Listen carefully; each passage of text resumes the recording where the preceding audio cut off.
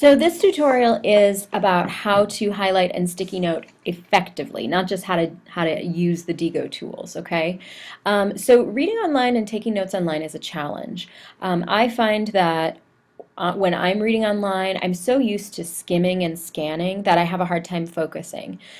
So one thing I would recommend before you start taking notes is that you actually read the article, or at least chunks of the article first, because otherwise, I find, and I've seen this with students too, that you tend to just kind of highlight a little bit too much. You just kind of skim and start looking for things, and that's just not going to be effective. That's not going to give you the results in the notes that you want, okay? So what I do is, while I'm reading, is I try to use my cursor to help me focus while I'm reading online. So I will just highlight with my cursor, not with Diigo, highlight the paragraph I'm reading. Or for larger paragraphs, I actually break it down into chunks.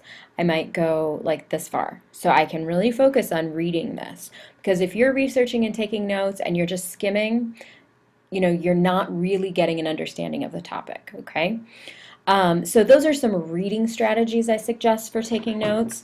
And then once you have read the whole thing, and I read this one before I started this tutorial, it's not super long, it's maybe that's probably like a page or two.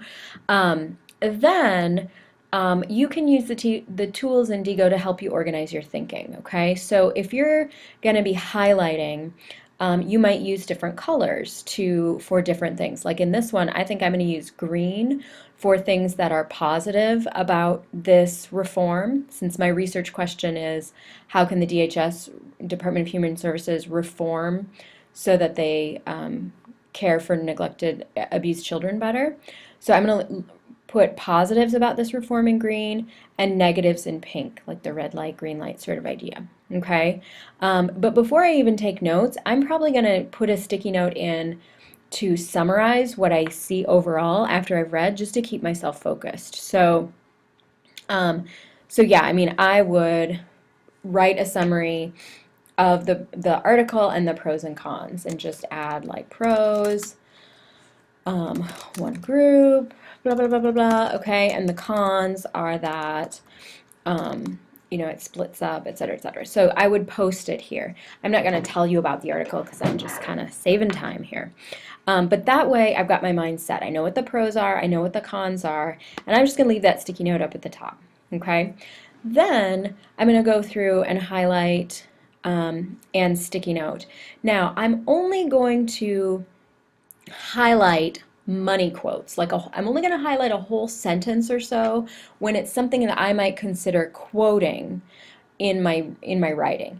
And when you think about what you want to quote, you only want to quote things that are said so well by an expert or by a writer that you have to just have that language in your paper. You don't want to be highlighting just a bunch of factual things that you could be summarizing or putting in your own words, because otherwise you're going to end up highlighting too much and quoting too many things in your paper. You really, again, only want to quote when the language is just so well written, or it's something that you need to hear from a person directly, okay? For other things, I'm going to just sticky note and paraphrase the factual details I think are important, and then I'm going to add commentary in my sticky note. And I'm just going to show you how to attach your note, your sticky note, to a word or phrase and not highlight a whole bunch, okay? So for example, in this first paragraph, one thing that is a pro about this reform is that it makes sure only one person is in charge. So I'm just going to highlight this tiny bit.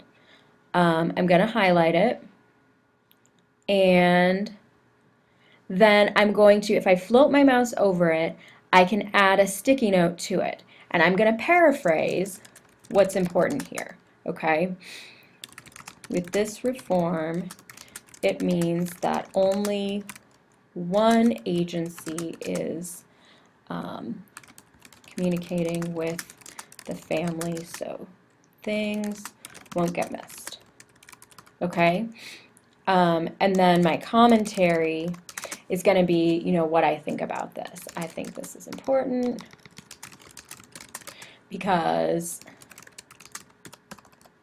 Okay, and remember the commentary, your reflection, or maybe questions you have about it.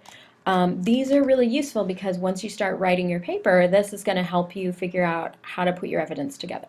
Okay, so again, I just sticky noted, I just highlighted a little bit because what I really wanted to do is paraphrase. Okay, now on the other hand, if you want an actual quote, like let's say I wanted to quote this person, and this is going to be Human Resources Commissioner, this person who said this here. If I wanted to actually quote this in my paper, I would highlight the whole thing and I would then add the sticky notes. So I'm going to float my mouse over and click add sticky notes. And now I'm not going to paraphrase it because I like that quote. Okay, I want to use Anne Marie's words in my paper. So I'm going to, nope, not paraphrase, I'm just going to add my commentary. This really makes sense. Okay, my reactions, thoughts, etc. Okay, so that's going to be my recommendation once again, that you only highlight a whole sentence when it's a money quote, something you want to actually include those words of in your paper or you want to save for later. If you're just paraphrasing facts or summarizing something, which is what you should do most of the time. So most of the time, you're just going to highlight a word or phrase like this one right here, and then add your paraphrasing commentary in the sticky note. Okay? That's my recommendation.